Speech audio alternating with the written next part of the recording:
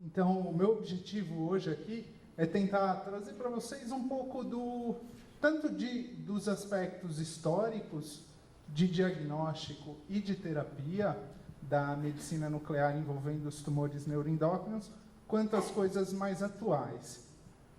É uma tentativa de dar um panorama geral para a gente se situar e saber qual que é a contribuição que a gente tem dado e ainda pode dar no manejo dessa doença.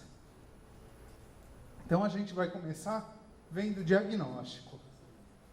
Então, aqui, nesse primeiro slide, a gente já pode ver uma série enorme dos mais diferentes radiofármacos que podem ser utilizados no diagnóstico dos tumores neuroendócrinos pela medicina nuclear.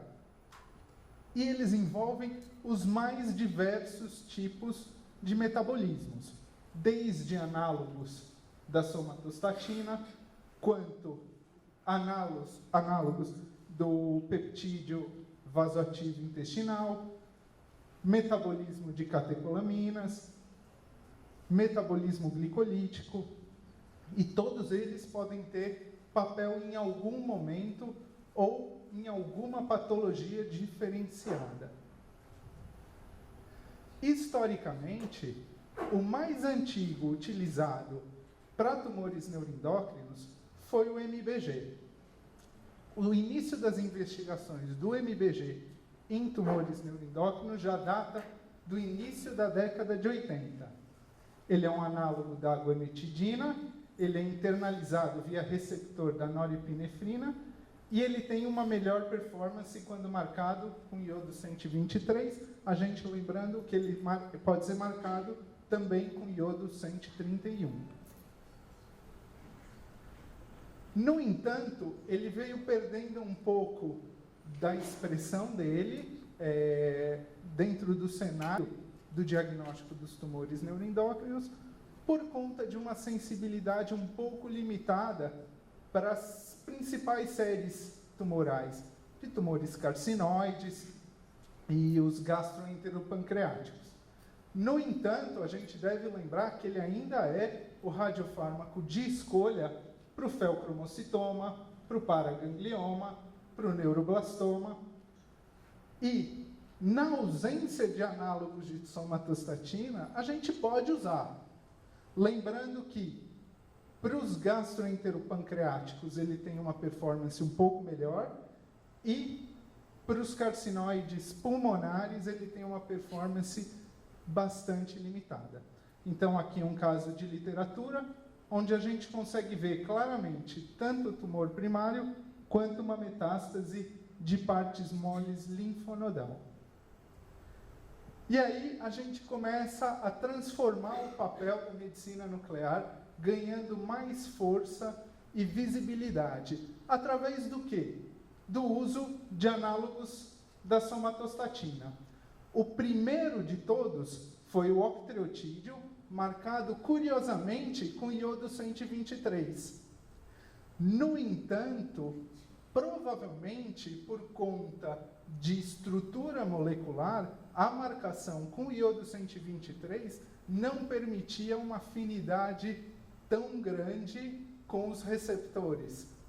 Então, por isso, foi modificado, passando então a ser marcado com o índio 111, levando a sensibilidade do exame para muito alta e se tornando o Octreoscan, que a gente conhece, o nome comercial, do fármaco mais utilizado de amplo uso clínico no mundo, de análogos de somatostatina, é claro. Então, aqui, um exame clássico de Octreoscan, ele é realizado com cerca de 5 mCi do radiofármaco, que corresponde a mais ou menos 5 a 6 microgramas do peptídeo. Isso quer dizer para a gente que ele não vai ter um efeito sobre a doença, então a gente pode usar ele com bastante segurança. Ele tem uma preferência por SSTR tipo 2 e tipo 5, e vai dar para a gente uma sensibilidade de 80% a 85% em lesões abdominais primárias, 90% a 95% em lesões hepáticas, 90% em lesões de partes moles e 95% a 98% nas lesões ósseas. Como a gente vê aqui nesse exemplo, a gente tem lesões abdominais, lesões ósseas.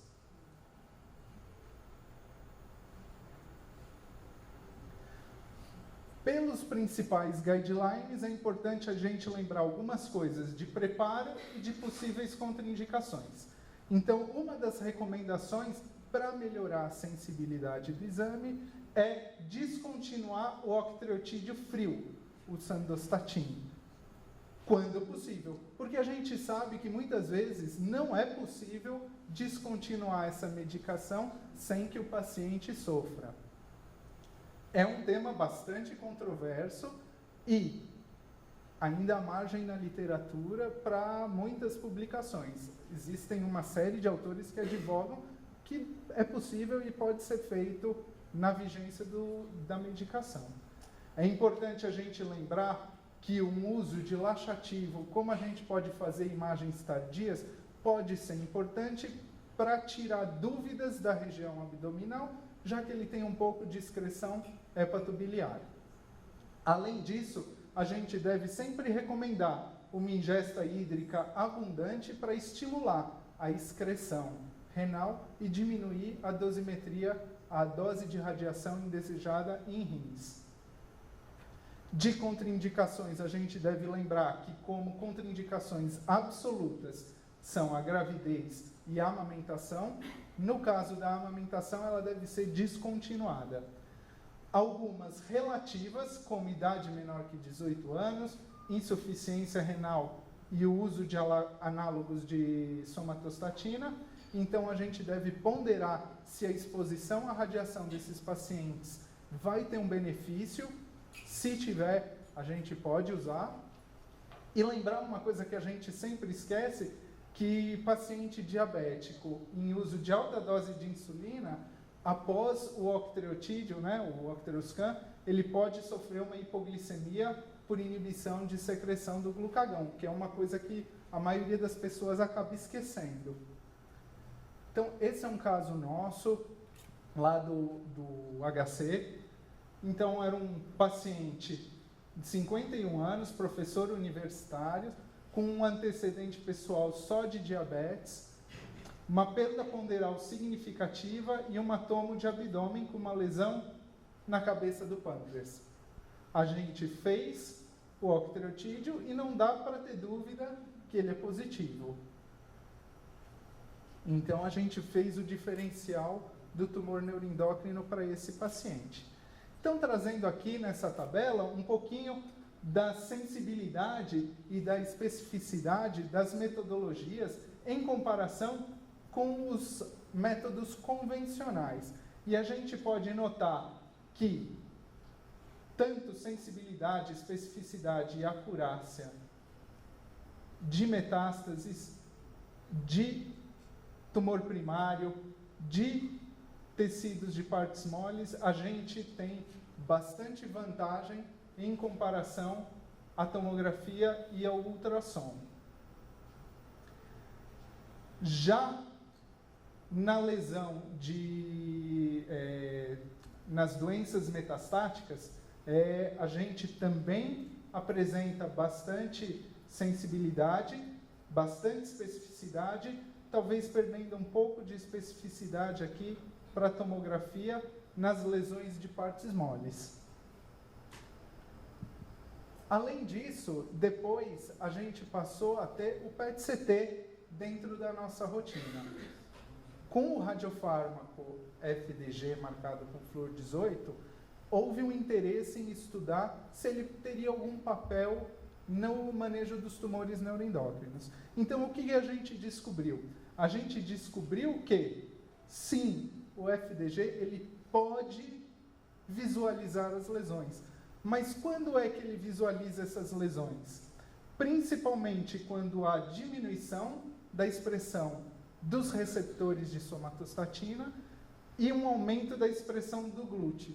E isso está ligado a dois fatores que vêm da desdiferenciação desse tumor. Então, com o FDG, a gente consegue dizer que esse paciente vai ter uma melhor resposta à quimioterapia convencional,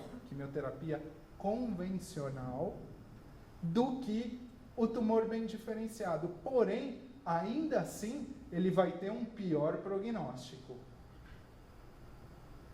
Por que ele vai ter um pior prognóstico? Porque, apesar dos tumores melhor diferenciados responderem pior à quimioterapia convencional, eles são de evolução bastante lenta e indolente. Coisa que os que vão perdendo a diferenciação, não. Eles passam a ter uma grande agressividade. Então, quando que a gente deve indicar o PET com FDG? Principalmente nos exames que a gente passa a ter uma suspeita de que ele não está mais expressando o receptor. Então, por exemplo, quando a gente faz um dos nossos exames e o nosso exame não demonstra lesão. Aí a gente pode complementar o estudo fazendo um PET para tentar determinar se houve essa desdiferenciação.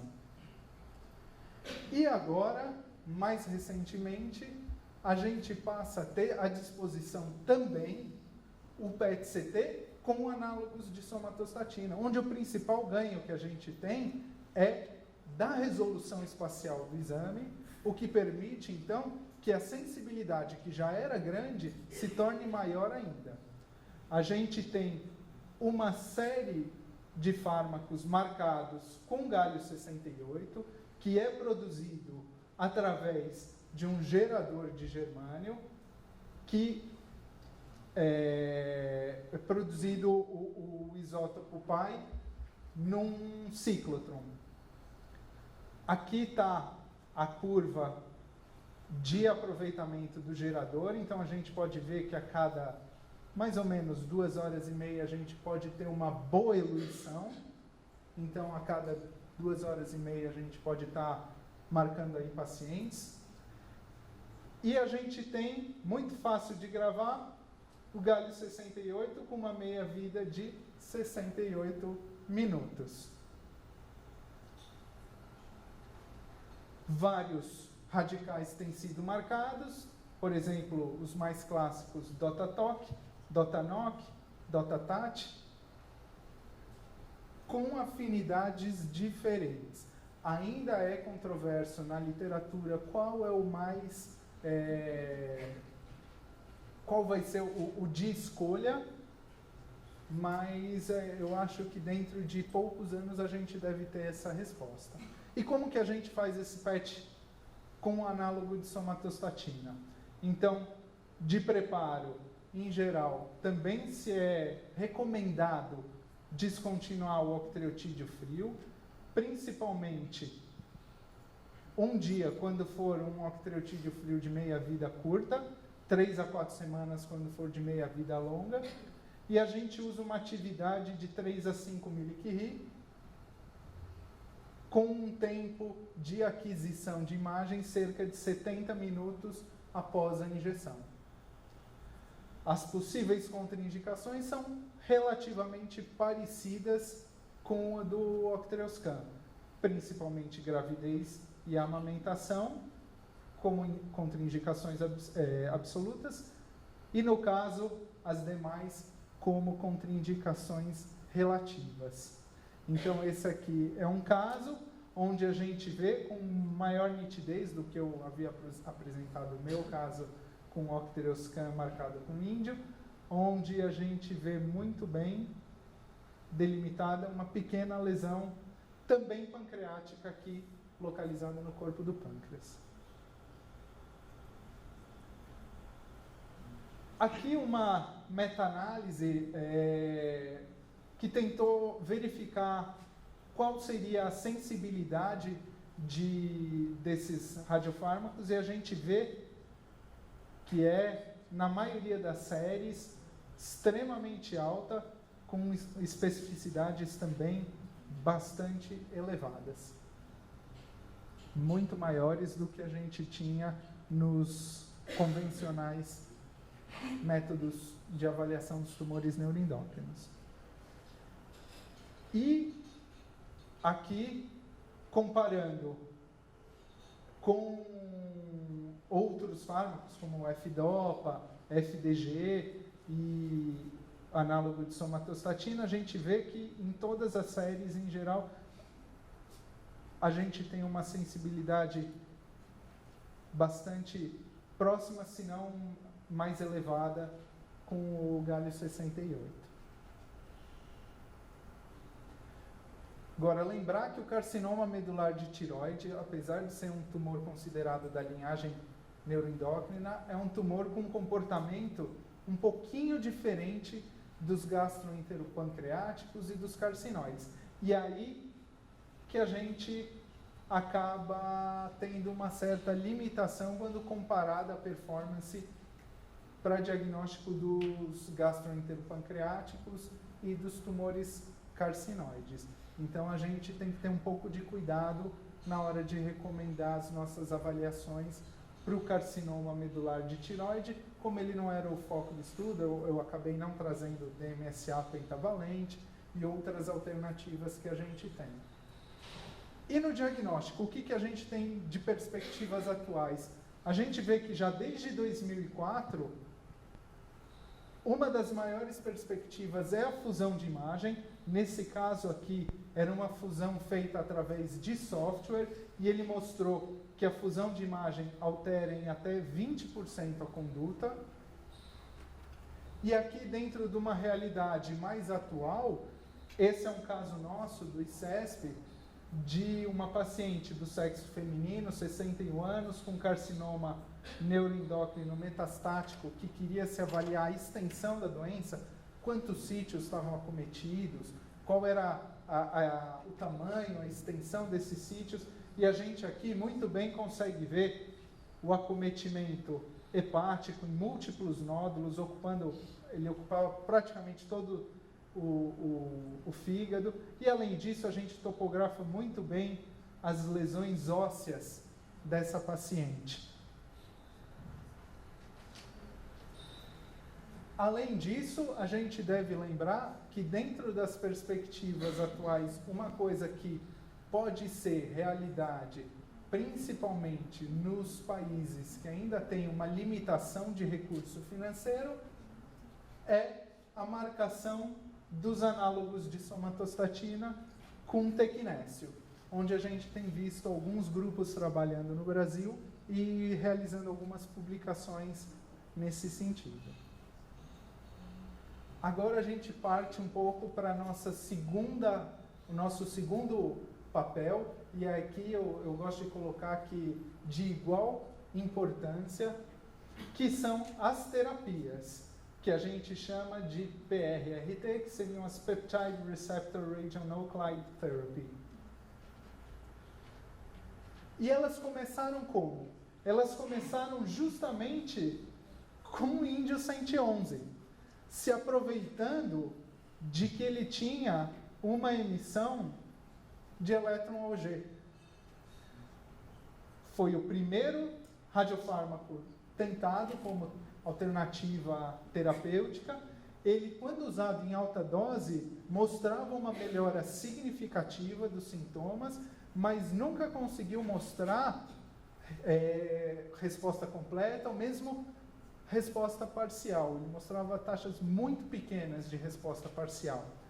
Então, a gente podia dizer que é um radiofármaco que, apesar da melhora clínica, tinha muito pouca resposta objetiva ao tratamento.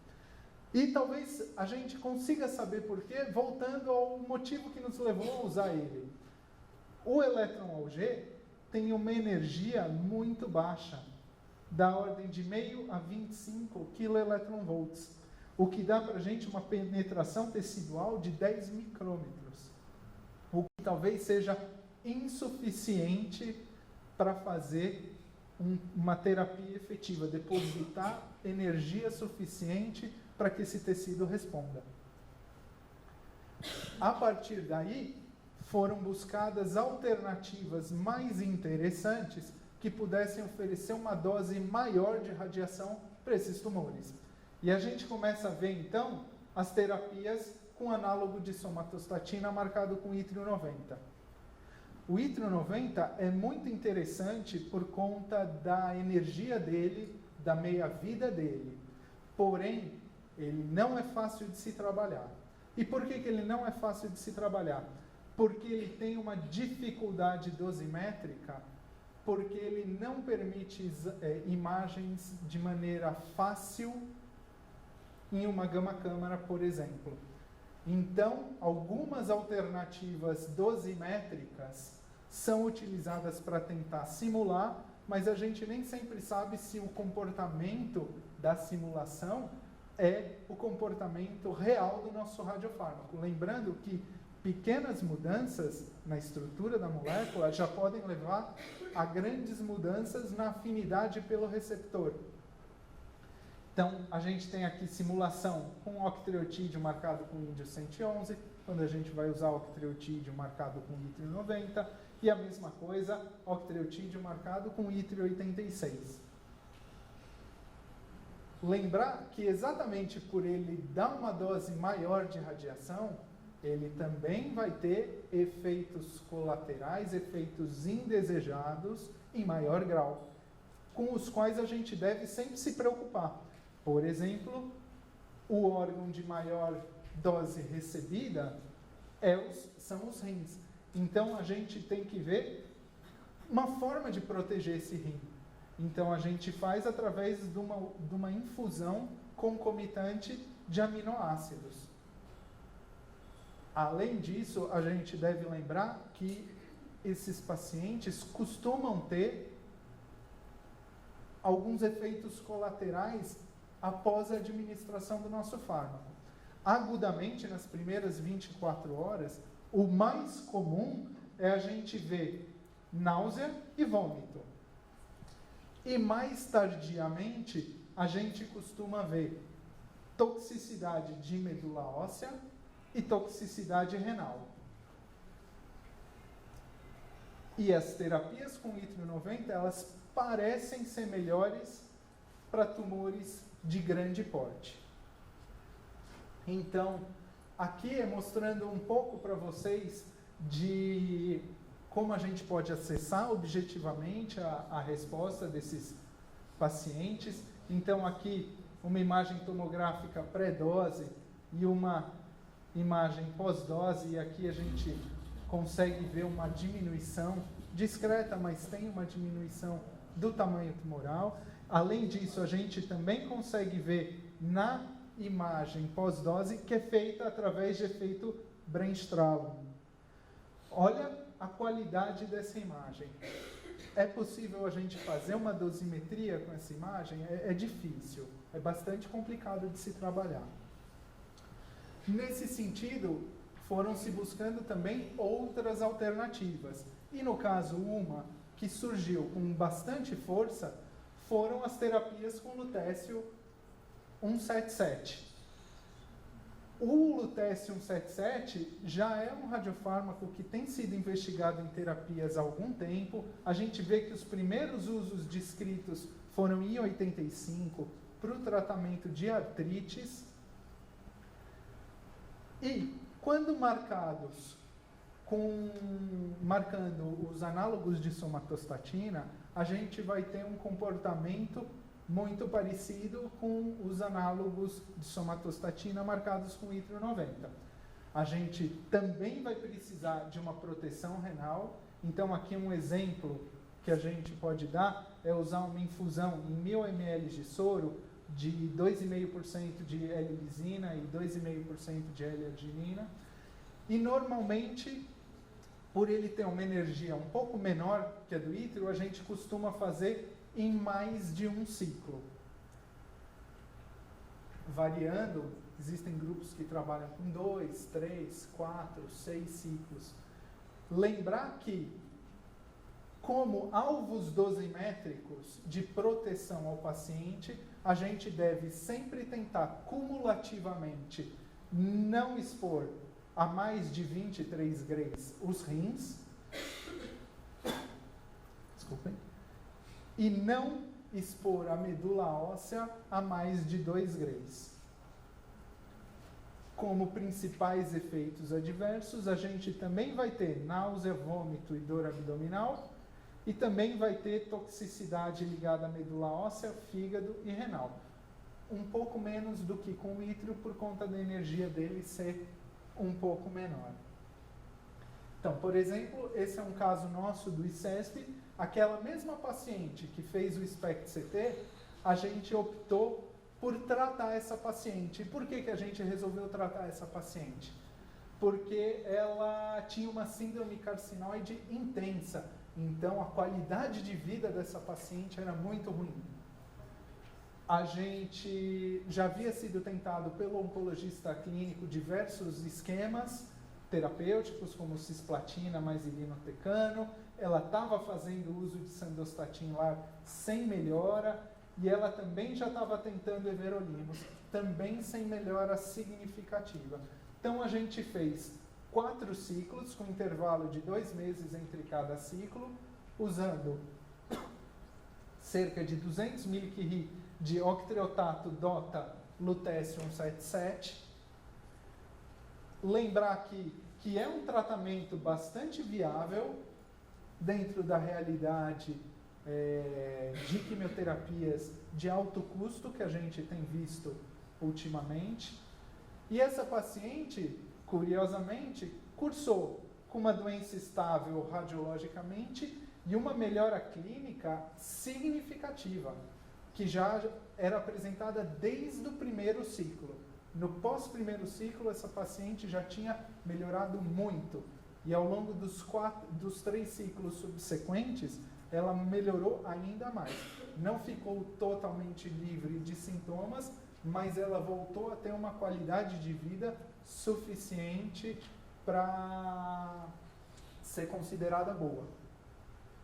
Então, aqui mostrando a distribuição pós-dose no primeiro ciclo e pós-quarto ciclo, a gente vê que algumas das lesões diminuíram um pouco a concentração, que talvez tenham sido as lesões que devem ter respondido metabolicamente um pouco mais. E, com relação à resposta objetiva, como ela tinha muitas lesões, é difícil caracterizar, mas a gente conseguia ver que algumas lesões diminuíram pouco, cerca de 10%, um pouco menos. Então, por exemplo, essa lesão hepática, que media 6,5 centímetros, passou a medir 6 centímetros. Então, e o que a gente pode compilar de resposta terapêutica a essas terapias? Então, num primeiro tratamento, a gente tem, seja com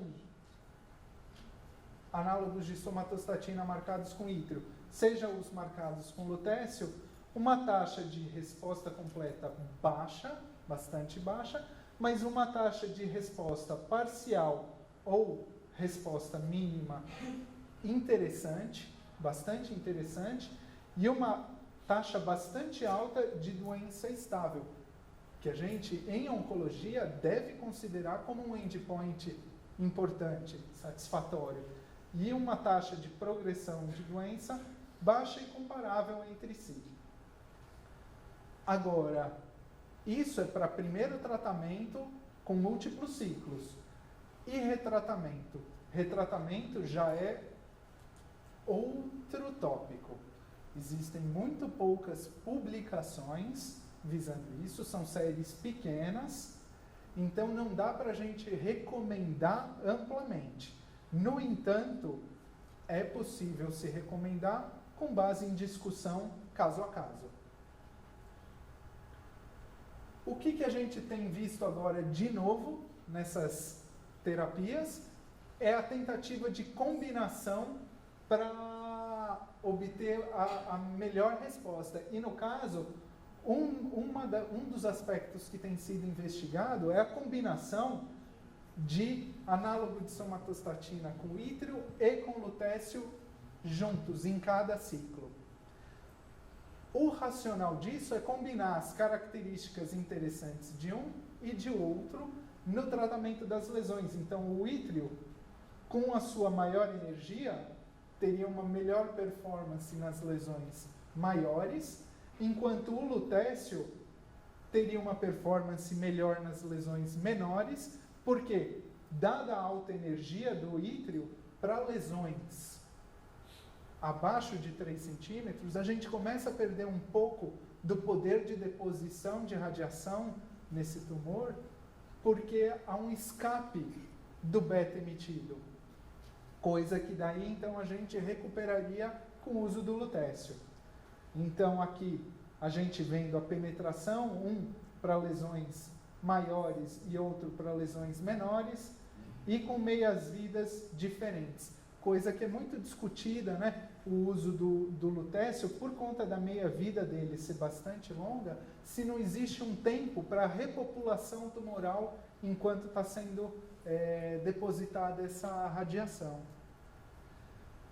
E olha que interessante, quando comparado com ítrio sozinho, a combinação ítrio mais lutécio foi interessante, com uma melhor probabilidade de sobrevida global. Além disso, ele também mostrou que a toxicidade renal é menor quando combinadas as terapias, o que pode ser uma coisa bastante interessante para a gente. Outras combinações também têm sido estudadas, como associar a nossa terapia com a quimioterapia convencional. Nesse artigo aqui, a gente consegue ver uma razoável curva de Kaplan-Meier aqui de sobrevida global, uma progressão livre de doença razoável. Esses gráficos em si não são tão animadores assim quanto o que eu apresentei anteriormente, mas é uma alternativa que a gente pode ter. Mas lembrando que alguns efeitos adversos em graus importantes podem estar presentes em até 3% e 9% dos pacientes. E além disso, outra coisa que tem sido investigada é a modificação do paradigma. Hoje a gente trata com base nos receptores agonistas. E atualmente se investiga muito se não vale a pena a gente passar a trabalhar com radiofármacos antagonistas. E por que isso? Porque a afinidade dos radiofármacos antagonistas parece ser superior, ele parece ter uma afinidade maior, ficar mais conectado àquele receptor. Então aqui é uma comparação do antagonista, o DOTA-BAS, marcado com lutécio, versus o DOTA-TAT, que foi o que a gente usou na nossa paciente. E a gente vê que, tanto em carcinoide ileal, feocromocitoma, carcinoma de mama e linfoma não Hodgkin, a gente tem uma maior afinidade do antagonista. Lembrar que dosimetria é um ingrediente necessário na realização dessas terapias. E que a dose absorvida parece ser o parâmetro mais relevante afetando a resposta tumoral à nossa terapia. Então, para quem não está habituado à dosimetria, eu acho que cada vez mais, num contexto atual, vale a pena que se aprenda, vale a pena que se interesse pelo assunto, porque possivelmente o futuro dos nossos tratamentos vai ser baseado em dosimetria. Era isso que eu queria mostrar de panorama geral, tanto de evolução histórica quanto de atualidades. Espero que tenha sido suficiente. O assunto é extenso, e é muita coisa interessante, e não dá tempo de mostrar tudo. Mas eu estou aí à disposição para quem quiser tirar alguma dúvida. Obrigado.